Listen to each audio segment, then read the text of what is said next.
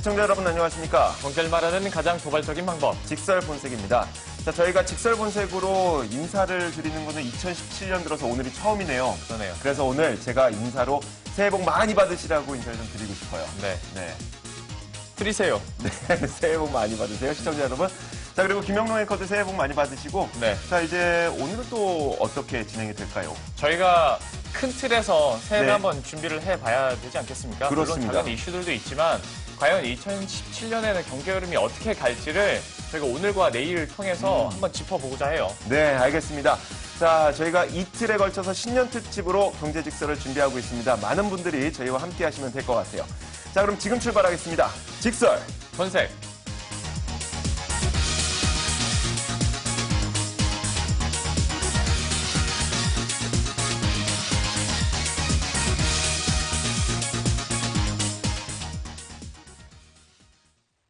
트럼프 시대의 개막, 글로벌 정치 불확실성, 가계부채의 증가, 4차 산업혁명의 시작, 격동의 변화 속 투자 향방은 2017 투자의 길은 어디서 어떻게 찾아야 하는지 그 해법을 알려드립니다.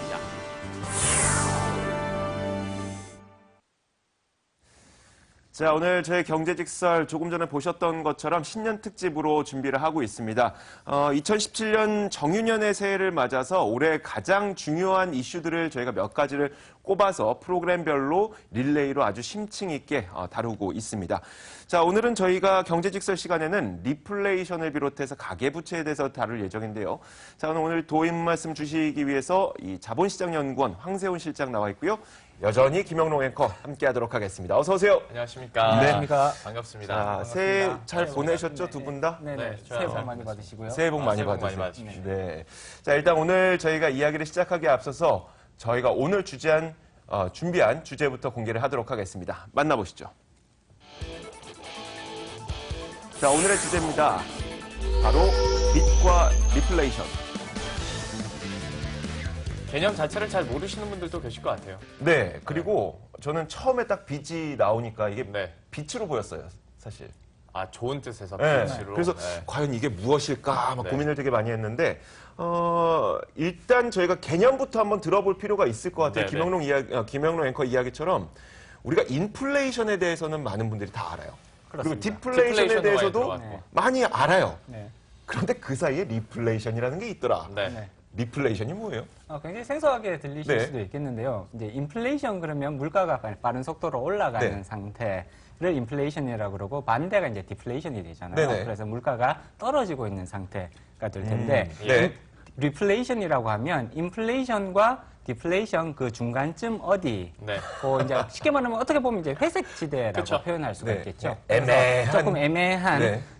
근데 이제 차이점이라면 네. 이제 보통 디플레이션에서 인플레이션으로 변화해가는 과정을 리플레이션이라고 많이 표현을 하고요. 네. 반대로 또 인플레이션에서 디플레이션으로 변화해가는 과정도 있을 수 있잖아요. 여기서는 보통 이제 디스인플레이션이라는 용어를 네. 쓰게 되니까 예. 조금 이렇게 생소하게 들리실 수도 있겠습니다만 네.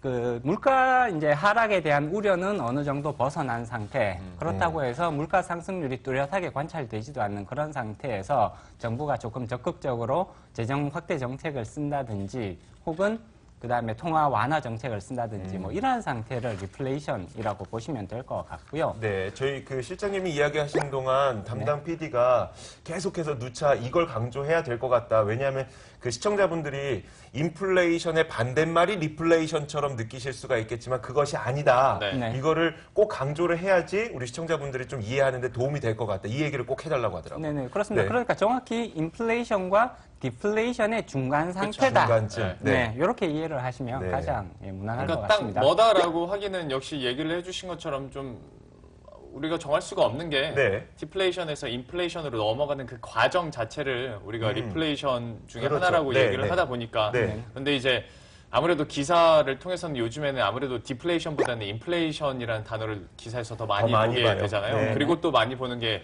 리플레이션이다 보니까 서로 뭔가 반대인가? 좀 네. 비슷한 건가? 맞아요. 혹은 뭐 네. 그렇게 생각하실 수도 있는데 개념부터 이렇게 한번 정리를 해보고 나니까 지금 왜 우리가 리플레이션을 얘기하게 되는지도 감이 좀 오는 것 같네요. 네, 그렇습니다.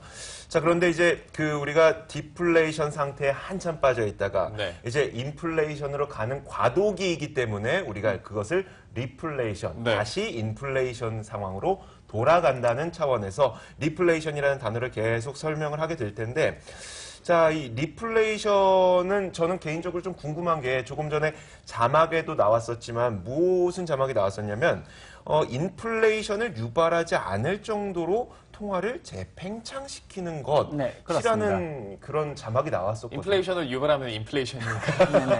이게 근데, 이제 네. 인플레이션 상태로 아예 넘어가 버리게 되면 네. 이렇게 급격한 물가 상승은 또 이제 경기 회복이라든지 이제 네. 경제 성장률을 높이는 데 부담 요소로 작용할 그렇죠. 수가 있습니다. 따라서 인플레이션이 지나치게 높아지는 것은 또 마찬가지로 바람직하지 않거든요. 네. 디플레이션이 바람직하지 않듯이 또 인플레이션 상태도 바람직하지 않습니다. 그렇기 네. 때문에 적당하게 요 이제 완급을 조절하는 게 굉장히 중요하고요. 네. 쉽게 말하면 이제 너무 뜨거워지지 않을 정도로 이렇게 경기를 확장시킬 수 있을 만큼 이제 도와주자. 재정 정책이나 혹은 통화 정책을 통해서 이런 것들을 유지해 주자. 이런 것들이 사실은 리플레이션의 일종의 핵심. 밀당. 참 네. 그게 근데 쉽지 네. 않아요. 쉽지가 네, 않습니다. 그거 맞추기가 네. 쉽지가 않은 상황이고 사실 우리가 어떤 리플레이션 또 뭐 많이 하고 있긴 네네. 합니다만 생소하긴 해도 이게 이 1930년대 뉴딜 정책에서 시초가 됐다라는 네. 그렇습니다. 얘기는 많이 하고 굉장히 있거든요. 생소하게 들리실지 모르겠지만 사실은 그 역사는 굉장히 오래됐다. 네. 거의 100년 가까이 된 그런 이제 그러네요. 역사를 가지고 있습니다. 100년 된 단어를 우리는 모르고 있었네요. 네네. 그 이제 1929년도 10월 달이었죠. 네. 이제 미국에서 이제 주식 시장에서 대폭락이 발생하면서 네네. 전 세계적으로 이제 대공황이 발생하게 됩니다. 네. 이 대공황을 해결하기 위한 이제 방법 중에 하나로 이제 루스벨트 대통령이 네. 적극적인 재정 확대 정책을 이제 쓰게 되고요. 예. 그리고 이제 통화 완화 정책도 이제 더불어서 병행해서 이제 사용을 하게 되는데 네. 그때 이제 디플레이션에서 벗어나면서 인플레이션으로 가기 이제 이전 단계 뭐 요런 이제 현재와 지금 네. 우리의 상황과 굉장히 네네. 유사한 요런 이제 상황이 발생을 하고 있었거든요. 그때부터 이제 이런 리플레이션에 대한 용어들 그리고 리플레이션의 개념들이 이제 정립이 되기 시작했죠. 네. 근데 이 리플레이션이라고 하는 게 이제 인플레이션으로 가는 과정에서 네. 너무나도 많은 자산의 어떤 거품이 발생하는 것을 막기 위해서 적절하게 조절하는 거라 그랬잖아요. 네네. 그러면은 이게 적절하게 조절하는 것이기 때문에 부작용은 좀 덜할 것 같은데 그럼에도 불구하고 뭔가 있지 않을까? 라는 생각이 들어요. 앞서서 김 앵커님도 말씀하셨듯이 그 조절하는 것이 사실은 굉장히 어려운 네네. 일이거든요. 이게 끓는 점을 그러니까 완전히 끓는 점까지 가면 안 되고 적당히 미지근한 상태를 계속해서 유지해 주는 그러게요. 것이 요것이 그게 쉽지 관건인데 않죠. 사실은 재정 정책이라든지 통화 정책을 사용을 해서 딱 요 미지근한 상태를 오랫동안 유지하는 것은 사실은 굉장히 어렵습니다. 네. 자금 흐름 우리 그 금융시장에서 항상 보면 자금의 쏠림 현상이 나타나잖아요. 네. 한쪽으로 특정 방향으로 갑자기 확 몰려버리는 네네. 현상들이 나타나는데 사실은 우리 경제 전체에 있어서도 비슷한 거거든요. 그래서 미지근한 상태를 유지하는 것보다는 갑자기 어디가 좀 괜찮다더라 이러면 네. 한쪽으로 다 몰려가 버리기 때문에 그렇죠. 갑작스러운 자산 가격의 상승이라든지 네. 갑작스러운 인플레이션으로 변질되어 버릴 그럴 위험성이 사실은 굉장히 높습니다. 그거 잘 못해가지고 작년에 정부가 그렇게 욕을 먹은 거 아닙니까? 네, 이걸 미지근한 거를 네. 유지를 못 해주고. 그러니까요. 부동산 말씀하시는 네, 거죠? 여기가 핫하면 그냥 바로 참을 네, 끼워 그렇습니다. 이렇게 네. 좀 안 좋아 보이기 때문에 적당히 이제 지원 정책들을 사용을 해서 미지근한 상태를 오랫동안 유지하고 싶어 하는데 시중의 자금은 좀 약간이라도 조금 괜찮다라는 그런 기미가 보이면 네. 몰려버리는. 그러니까 이게 리플레이션의 부작용이라고 얘기할 수는 없을 것 같아요.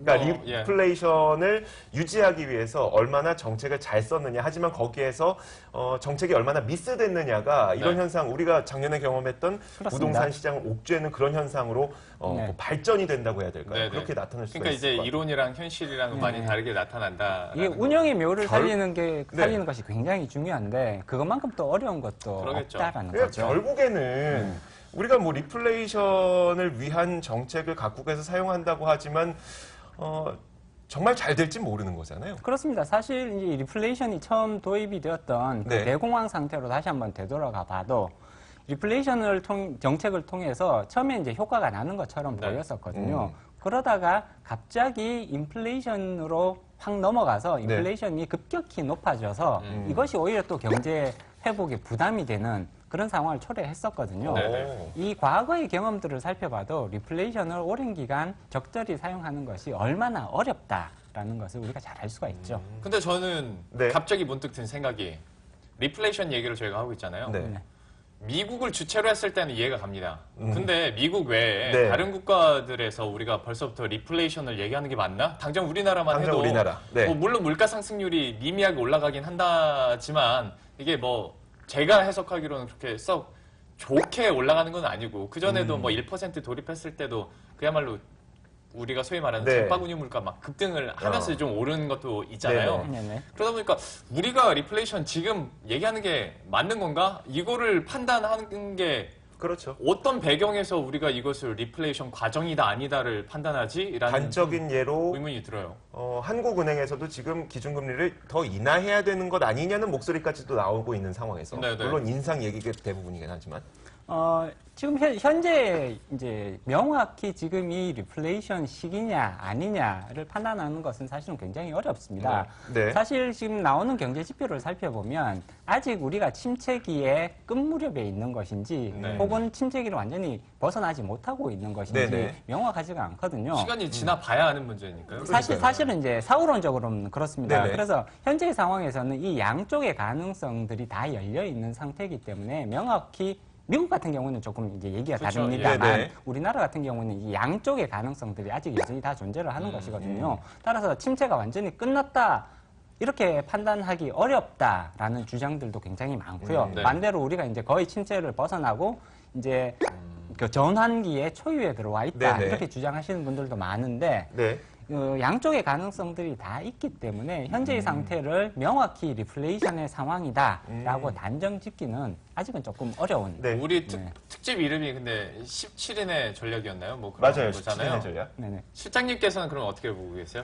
개인적인 분석으로. 개인적인 판단으로는 일단 인플레이션 상황만 보면 리플레이션의 초입 근처에 와 있는 것. 우리나라가요? 네, 우리나라가 지금 그 작년도 연말부터 이제 인플레이션이 서서히 약간씩 지금 이제 네. 높아지는 그런 추세에 있는 것 같고요. 물론 이런 인플레이션은 주로 외적인 요인에 네. 크게 이제 그렇죠. 기인을 한다라고 볼 수는 있습니다.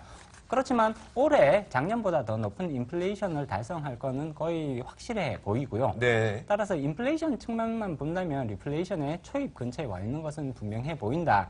그렇지만 반대로 또 뭐 실업률이라든지 네. 다른 실물 경제 지표를 살펴보면 아직 이 침체의 늪에서 완전히 벗어난 그렇죠. 것은 아닌 것 같다. 네. 특히나 올해 경제 성장률 전망치를 살펴보면 아마 2.5%를 달성하기가 쉽지 않을 것 같다라는 그런 이제 전망들이 많은 것 같거든요. 그 국내 이야기 저희가 잠시 후에 더 자세하게 다뤄보도록 하고 있고 네. 지금은 좀 글로벌에다 집중을 하는데 조금 네. 전에 보여주셨던 그 경기 사이클 그림을 한번 다시 좀 보여주시면서 그 부분을 설명을 해주세요. 네네. 현재 글로벌 경기가 그러면 어느 정도 상태에 지금 와 있다고 보시는 거예요? 지금 글로벌 경기를 어디를 기준으로 하느냐에 따라서 네네. 사실은 좀 차이가 있을 그렇죠. 것 네네. 같습니다. 미국만 살펴본다면 분명히 리플레이션의 모드에 돌입했다라고 단언을 해도 뭐 큰 무리가 없을 것 같고요. 네. 미국은 이미 그 소비와 투자가 일정 부분 늘어나고 있는 추세인 네. 거고요. 그 다음에 그 실업률, 고용 지표를 살펴봐도 거의 그 완전 고용 근처까지 지금 회복이 되었다라는 네. 것이 이제 일반적인 견해입니다. 따라서 미국은 리플레이션이 이미 이제 상당 부분 진행되고 있다. 그러면 지금 표에서 나오는 네. 두 번째 칸 정도를 두 번째 칸을 완전히 들어서서 두 번째 칸 중반 이후로 가고 있다라는 것이 이제 미국의 상황으로 네네. 봐줄 수 있을 것 같고요. 그렇지만 글로벌 경기를 판단을 할 때 미국이 굉장히 중요한 역할을 하는 것이 사실이지만 네. 미국만을 볼 수는 없는 거거든요. 그렇죠. 일본의 경기, 그다음에 중국의 경기, 그리고 또 한 부분 중요한 부분이 유럽의 경기인 네. 거거든요. 사실 유럽이나 일본을 보면 아직도 회복세에 접어들었다라고 판단하기는 조금 어려울 것 같다. 그렇기 때문에 미국 이외의 지역에서는 아직도 미국과의 그런 갭이 상당 부분 존재한다라고 봐야 되는 것 같고요. 네. 이런 것들을 종합적으로 판단을 해보면 아마 디플레이션과 리플레이션의 경계선 근처에 와 있는 것이 아니냐 오. 이 정도로 판단해 볼 수 있을 것 같습니다. 네. 그러면 미국 얘기를 좀 더 여쭤볼게요. 네. 이제 트럼프 당선인이 이제 진짜 대통령이 되고 트럼프 정부가 이제 나왔을 때는 지금의 탄력이 더 세질 거다라는 전망들이 좀 많잖아요. 네네. 뭐 환율도 그렇고 네. 뭐 전체적인 무역도 그렇고 좀 큰 그림에서부터 어떻게 전망하시는지 워낙 시나리오도 많고요. 막 그러다 보니까 좀 헷갈려요. 네, 나중에. 일단 뭐 많이들 접하셨겠지만 트럼프 대통령이 이제 집권을 하게 네. 되면 한 네. 가지 확실한 거는 모든 것은 불확실하다. 아직도 이거밖에 없다. 뭐 지금 출범을 이제 해도 불확실해요. 이런 말씀들을 많이 하시는데요. 네네. 그렇지만 일단 트럼프 당선인은 보호무역주의를 강화할 것은 굉장히 이제 뚜렷해 보이고요. 네. 그리고 실제로 이렇게 보호무역이 이제 관철이 되었을 때, 강화가 되었을 때 이것은 분명히 미국 내의 물가를 상승시키는 그런 요소로 작용할 수밖에 없습니다. 쉽게 말해서 값싼 중국산 제품들의 수입이 어느 정도 차단되는 효과를 가져올 수밖에 없는 거고요. 네. 그것이 다른 미국 국내에서 생산되는 조금 더 비싼 이제 재화로 대체될 수밖에 없는 거거든요. 네네. 따라서 보호무역주의가 강화되면 일반적으로 인플레이션이 증가하는 그런 효과들이 나타납니다. 따라서 미국 국내에서 인플레이션을 더 높은 수준으로 끌어올리는데 트럼프의 정책들은 굉장히 성공하고 있다. 이렇게 평가해 볼 수 있을 것 같고요. 네. 그리고 이제 대규모 재정 집행, 그러니까 뭐 인프라 투자를 지금 네네. 예고를 하고 있잖아요. 이것도 거의 확실해 보이기는 합니다. 따라서 이런 대규모 인프라 투자가 발생을 했을 때 이런 것들이 국내 수요를 어느 정도는 끌어올릴 수 있을 거로 보고 있습니다. 물론 이게 지속 가능하냐에 네. 대한 의문은 강합니다만 그렇죠. 일단 일회성으로는 분명히 그런 효과들이 존재를 하기 때문에 이제 수요를 끌어올릴 수 있을 것이고요. 여기에서 또 한 번 인플레이션을 이렇게 밀어 올리는 그런 네. 효과들을 기대해 볼 수 있을 것 같습니다. 따라서 단기간에 경제 회복세가 조금 더 뚜렷해질 가능성이 높다라는 부분, 그리고 인플레이션을 끌어올릴 가능성은 상당히 높아 보인다. 네. 이러한 것들이 이제 미국이 리플레이션의 단계에 이미 깊숙하게 진입하고 있다라는 것들을 이제 설명해 주는 그런 요소가 될 수 있다고 보는 저는 거죠. 그 말이 참 재밌었어요. 한 가지 확실한 건 불확실하다는 것이다. 실장님 맞네요. 말씀하셨던. 그거밖에 와, 그거밖에 없네요. 자, 근데 어찌됐건 이제 통화 정책을 적절하게 조절하는 게 리플레이션이라고 말씀을 하셨잖아요. 네네, 그렇습니다. 너무 많은 그 자산 거품이 생기지 않게 하게끔. 네. 자, 그런데 이제 최근에 나왔던 뉴스를 보면은 유럽 중앙은행에서도 뭐 기간은 유지하되, 아니, 기간은 더 확장을 하되 이 자산 매입 규모를 줄이겠다. 제 첫 번째 드는 궁금증이 뭐 이거 테이퍼링 맞는데 네. 왜 테이퍼링 아니라고 하지? 이게 첫 번째 궁금증이고, 아마 그 다른 국가들에서도 이제 통화 정책만으로는 지금까지 힘이 많이 부족하니까, 그리고 한계점을 많이 느꼈으니까 재정 정책도 사용하겠다. 대신 그러면 재정 정책을 사용하는 만큼 통화 정책은 좀 줄이겠다. 이런 의도로 보이거든요. 그래서 이 앞으로 각국에서는 통화 정책을 또 어떻게 사용하게 될 것인지 그 부분 두 가지가 좀 궁금한데 좀 차례차례 설명해 주세요. 네네. 왜 테이퍼링 아니라고 얘기했는지. 리플레이션이 약간 미지근한 온도를 계속 유지하는 네. 거 유지하는 거. 있잖아요. 네. 그러니까 유럽에서는 미지근하게 얘기를 하는 거 아닐까요? 이도저도 아니게 해석은 여러분들에게 맡기겠습니다. 약간 이런 느낌. 일단 그 외형적인 모양새만 살펴보면 네. 테이퍼링의 이제 모습들을 갖추고 있는 것은 사실입니다. 네. 그렇지만 완전히 이러한 양적 완화를 중단하겠다라는 그런 청사진을 제시한 것은 아니거든요. 네. 일단 양적 완화의 규모를 줄이겠다라는 얘기는 했지만 네. 이후에 상황이 달라진다면 다시 양적 완화를 늘릴 가능성 네. 또 충분히 지금 열어놓은 상태란 네. 말이에요. 여지라는 얘기. 여지를 남겨둔 상태이기 때문에 이거를 명확히 테이퍼링이라고 단정하기는 조금 어렵지 않을까. 네. 물론 실질적인 모습 자체는 지금 테이퍼링의 이제 형국 모양새를 갖추고 있죠. 네. 따라서 우리가 테이퍼링이다라고 실질적으로 해석은 가능할 것 같습니다. 그렇지만 이게 완전한 의미의 공식적인 의미의 테이퍼링은 아닐 수 있다라는 사실을 조금 이제 염두에 두실 필요가 있을 것 같고요. 그렇다면 중국과 일본의 경우에는 통화 정책을 어떻게 가져가게 될까요? 일단 일본 같은 경우에는 그 약간의 통화 정책의 스탠스 변화를 2017년에 우리가 조금 예상해 볼 네네. 필요성이 네. 있다. 지금 트럼프가 당선된 이후에 일본의 이제 물가 상승률이라든지 일본의 내수 쪽이 약간씩 변화된 모습이 나타나고 있는 거 아니냐. 뭐 네. 이런 식의 해석이 지금 나타나고 있고요. 따라서 이러한 모습들이 계속 이어질 수만 있다면 사실은 2017년에 일본이 그간 취해왔던 양적 완화에서 약간 한 발짝 이제 물러서는 네. 다시 말해서 테이퍼링 쪽으로 한 발짝 섬유하는 그런 모습이 나타날 가능성이 있다. 물론 일본 같은 경우에는 그러한 가능성이 상대적으로 더 낮은 것은 사실입니다. 네. 중국 같은 경우를 보면 이미 뚜렷하게 그 통화 정책의 스탠스의 변화가 나타나고 네. 있는 것이 아니냐 이렇게 봐야 될 것 같고요. 네. 중국은 지금 그 긴축 쪽으로 선회를 하겠다라고 공식적으로 얘기하고 있지는 않습니다. 네. 그렇지만 금리 자체를 동결하는 쪽으로 이미 이제 가닥을 잡은 것 같고요. 이러한 사실 자체만으로 중국은 이제 긴축의 통화 정책을 긴축적인 방향으로 운영하는 것으로 이제 완전히 선회를 했다. 이렇게 해석이 가능한 뭐 그런 상태라고 봐야겠죠. 참 중국이 긴축 뭔가 좀 새롭게 다가오는 느낌이긴 네, 합니다만은 저는 그래요. 미국, 뭐 유로존, 중국, 일본 다 궁금하긴 합니다만은 당장 내가 사는 우리나라가 가장 궁금해서요. 네. 오래 기다린 것 같습니다. 한국 경제 얘기 좀 해봐야 될 것 같은데 네, 그렇습니다. 제가 이주열 총재라도 참 고민이 많을 것 같아요. 이 결정을 해도 욕먹고 저 결정을 해도 욕먹는 상황에 좀 그렇습니다. 맞닥뜨리지 않나 네네. 싶기도 하고 가계부채가 워낙 심각하다 보니까 이 부분 한번 짧게 짚어주시고요. 네네. 2017년에 통화정책 방향성에 대해서 그럼 어떻게 전망하고 계신지 한마디 해주시죠. 지금 2017년은 참 어려운 한 해가 될 수밖에 없다. 네. 특히 이제 두 가지 상반되는 측면이 있거든요. 네. 외부로 대외적인 흐름을 살펴보면 통화 정책을 이제 긴축 쪽으로 전환을 시켜야 되는 그런 네. 압력들이 점점 커지고 있습니다. 네. 우리 국내 자본시장 내지는 금융시장의 개방도가 상당히 높은 수준에 도달해 있기 때문에 미국 연준이 금리를 올리게 되면 그 효과가 직접적으로 국내 금융시장으로 넘어오거든요. 네. 시장 금리는 이미 이런 것들을 반영해서 상당히 많이 오른 상태입니다. 네. 그렇기 때문에 한국은행이 기준금리를 계속해서 잡고 있는다 하더라도 시장금리는 계속해서 미국 연준의 결정에 반응할 수밖에 없는 것이고요. 네. 만약에 연준이 또 한 번 기준금리를 올린다면 시장금리는 이것을 반영해서 다시 또 올라갈 수밖에 없는 네. 거거든요. 우리 국내 기준금리와 시장금리 간의 이제 갭이 지나치게 확대되면 이것은 한국은행의 입장에서도 굉장히 부담이 되는 요소일 수밖에 없는 것이고요. 네. 특히 외국인의 자금 유출 가능성을 살펴보면 이것은 굉장히 큰 압력으로 다가올 수밖에 없습니다. 작년도 채권 시장의 자금 흐름을 살펴보면 채권 시장에서 자금이 계속 빠져나가고 있거든요. 네네. 이거의 가장 중요한 원인은 한미 간의 금리 격차라고 봐줘야 되는 것이고요.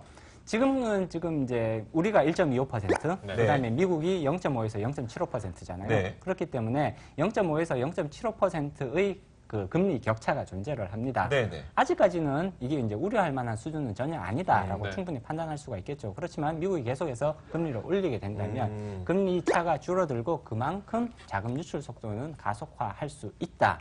따라서 이런 것들이 굉장히 중요한 한 가지 고려 요소가 될 수밖에 없을 거고요. 네. 네. 또 하나는 아까 말씀하셨듯이 가계부채. 문제. 지금 1,300조를 넘어가고 있잖아요. 그쵸. 네. 그리고 대부분의 가계부채, 지금 60%에서 아마 70% 정도로 추정이 되는데 이런 가계부채들이 변동금리란 말이죠.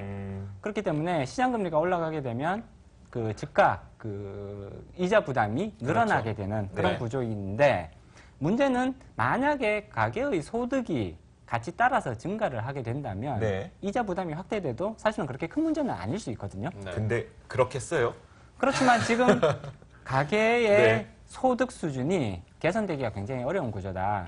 말씀드렸듯이 2.5%가 아마 안 될 것 같고요. 네. 경제 성장률 네. 2017년. 그리고 대부분의 경제 성장률이 사실상은 기업 사이드에 몰려 있습니다. 네. 그래서 경제가 성장할 때 기업들은 조금씩이라도 이윤을 더 내는데 이것이 가계로 오지는 않는다. 따라서 가계 부채 문제는 사실상 해결하기 굉장히 어려운. 실장님, 그 시간이 많이 가서 저 근데 이 질문 또 드리고 싶어서 네, 사실 하세요. 어떤 결정을 해서 어떤 뷰를 내놓으셔도 지금은 누가 뭐라고 할 사람이 아무도 없어요. 왜냐면 네네. 맞물려 있으니까. 네. 그래서 우리나라 통화 정책은 지금 어느 쪽으로 가는 게 더 바람직하다고 보고 계신가요? 제 개인적인 판단은 통화 정책은 긴축적으로 운영하는 것이 더 바람직한 방향성이다라고 현재 판단하고 있습니다. 금리가 인상할 수 있고. 네, 물론입니다. 지금 그간 우리 경제가 지나치게 낮은 저금리 상태에 너무나 익숙해져 있다.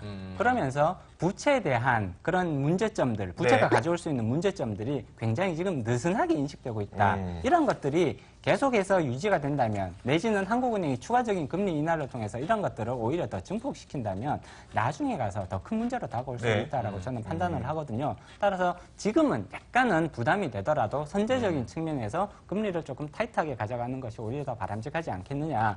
그리고 한 번 내지는 네. 두 번 정도의 금리 인상으로 국내 가계 부채가 급격하게 무너질 가능성은 저는 상대적으로 낮은 것으로 네, 판단하고 네. 있습니다. 이렇게 보는 이유는 이미 시장 금리는 많이 올라가 있거든요. 네. 기준금리는 오르지 않았지만 은행들은 가상금리 조정을 통해서 이미 대출의 상당 부분 높아진 금리를 그렇죠. 반영하고 네, 있습니다. 아직까지는 그렇기 때문에 한 번 정도 내지는 두 번 정도의 그 기준금리 인상으로 가계부채가 급격히 부실화될 가능성은 상대적으로 저는 낮을 것으로 평가를 하고요. 따라서 그렇다면 한번 선제적으로 이러한 금리 인상들을 2017년도에 이루어주는 것이 오히려 경제 전체의 건전성 차원이라든지 안정성 차원에서는 더 바람직할 수 네. 있다라고 보는 거죠. 그러니까 기준금리는 일단 이 정도인데 이미 시장에서 은행들은 이 정도의 금리를 이미 산정을 높아졌으니까. 해놓았기 때문에 그렇습니다. 기준금리가 조금 올라간다고 하더라도 이 금리가 아주 크게 또 뛰어오르지는 않을 수 있다. 그렇습니다. 거기에 대해서는 우리가 가계부채에 대해서는 그렇기 때문에 네. 그렇게 큰 걱정은 안 해도 된다라는 건데 문제는 심리 아니겠습니까? 네. 금리가 올라가면 집을 안 사요. 부동산 뭐, 시장 전망 그렇습니다. 어떻습니까? 그렇습니다. 네. 일단 금리 상승기에 부동산 시장은 긍정적인 영향을 받기는 굉장히 어렵다라고 판단을 내리셔야 될 것 같고요. 사실 요즘 부동산을 구입을 할 때 자기 돈으로 부동산을 구입하는 경우는 사실 거의 없잖아요. 네, 그거는 그렇죠. 네. 심지어는 기업들도 마찬가지인 네. 거거든요. 대부분이 부동산 금융, 대출이나 이런 것들을 통해서 부동산을 이제 매매를 하게 되는데 금리가 올라가게 되면 당연히 이러한 매매 수요들을 이렇게 억누를 수밖에 없는 것이거든요. 따라서 당분간 이렇게 금리 상승기가 계속해서 이어지는 기간 동안에는 부동산 시장이 상대적으로 조금 어려움을 겪을 가능성이 커진다라는 것을 조금 이해를 하실 필요성이 있지 않을까. 네. 마지막으로 짧게 그걸 여쭤보고 싶어요. 그러니까 네. 금리가 오르면 부동산 시장이 너무 어려워지고 네. 진짜 빚으로 허덕이는 분들은 이제 진짜 턱밑까지 왔거든요. 그렇죠. 네네. 그렇다 네. 보면 이제 좀 안 좋게 최악의 시나리오 서브프라임 모기지 뭐 얘기도 나옵니다만은 네네. 글쎄요 그러면 안 되겠지만 네. 네. 그런 우려감이 사실 없는 건 아니잖아요. 사실입니다. 예. 그런 우려를 이제 100% 배제할 수는 없는 것이고요. 네.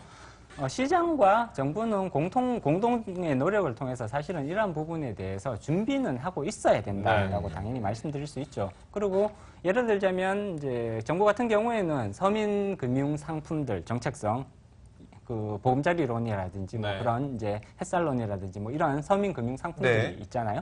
이러한 것들을 조금 내년도에는 확대 공급하는 것들을 적극적으로 조금 검토할 필요성이 있을 거고요. 그만큼 위험성이 커지기 때문에 네. 이러한 준비는 더 크게 가져가야 된다. 이건 분명한 방향성인 거죠. 그리고 또 한 가지 지금 가계 대출 같은 경우에는 특히 이제 주택담보대출 뭐 이런 것들이 많이 네. 비중을 네네. 차지하고 있는데 상대적으로 보면 고소득층에 의한 그 담보대출 그 보유 비중이 훨씬 네. 더 높게 나타난다는 거 이런 것들이 그래도 그 위험성을 조금이라도 더 이렇게 경감시킬 수 있는 요소로 작용하게 될 것 같다. 뭐 그런 말씀은 드릴 수 있죠. 네, 알겠습니다.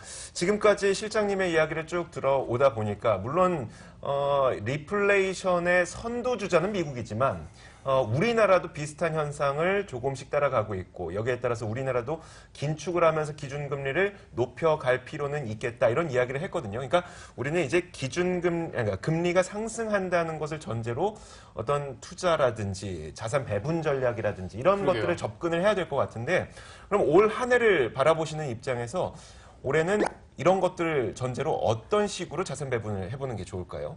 일단은 가장 중요한 것은 물가 상승률이 높아지고 있다. 네. 그리고 이를 따라서 금리가 높아질 가능성이 대단히 크다. 네. 이런 것들을 투자 의사 결정에 반드시 반영하셔야 된다는 네. 것입니다. 예를 들자면 채권 투자 같은 경우에는 그 비중을 줄이시는 것이 그래요. 좋으실 것 예, 같고 되겠죠. 네. 채권 투자 안에서도 그래도 하셔야 된다면 예를 들자면 물가 연동 국채라든지 이렇게 네. 그 인플레이션 리스크를 상쇄할 수 있는 그런 상품들의 비중을 높여가시는 것이 중요하다. 그리고 채권 시장으로 이제 유입되는 자금이 줄어들고 오히려 반대로 이러한 자금들이 주식 시장으로 흘러들어올 가능성은 상대적으로 더 높아졌다. 이렇게는 볼 수 있거든요. 네. 그렇지만 그 한 가지 중요한 것은 그럼에도 불구하고 여전히 분산 투자의 중요성은 대단히 크다. 다양한 상품에 분산 투자하는 그런 모습들. 그리고 주식 투자, 그러니까 주식 시장으로 들어올 수 있는 자금이 조금 더 커지고 있는 것은 사실이지만 그렇지만 여전히 펀더멘탈을 중요시하는 그런 투자 문화 내지는 투자 접근 방식은 대단히 중요하다. 이런 것들을 반드시 명심하실 필요가 있을 것 같습니다. 네, 테마주 하지 마시라는 이야기. 그렇습니다. 받아들일게요. 알겠습니다. 자, 오늘 리플레이션 시대를 맞아서 우리가 어떻게 대응해야 하는 것이 좋을지 신년 특집으로 진행을 해봤습니다. 자, 지금까지 황세훈 자본시장연구원 자본시장 실장 그리고 김영롱 앵커와 함께했습니다. 오늘 도움 말씀 고맙습니다. 수고하셨습니다. 수고하셨습니다.